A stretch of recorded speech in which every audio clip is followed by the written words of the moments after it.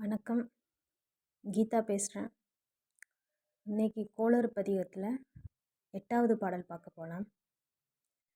வேல்பட விழி செய்து அன்று விடைமேல் இருந்து மடவாள்தனோடும் உடனாய் வாள்மதி வன்னி கொன்றை மலர்சூடி வந்தென் உளமே புகுந்த அதனால் ஏழ்கடல் சூழ் இலங்கை அரையந்தனோடும் இடரான வந்து நலியா ஆழ்கடல் நல்ல நல்ல அவை நல்ல நல்ல அடியார் அவர்க்கு மிகவே.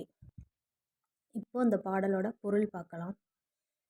விடைமேல் எழுந்தருளி வன்னி கொன்றை மலர் சூடி நிற்கும் ஈசனை வணங்கும் அடியவர்க்கு ஆணவத்தால் கையிலையை தூக்க முயன்ற இராவணனுக்கு வந்த துன்பம் போன்ற எதுவும் வந்துவிடாது. மூழ்கினாலும் ஆழ்கடலும் நன்மை செய்யும்.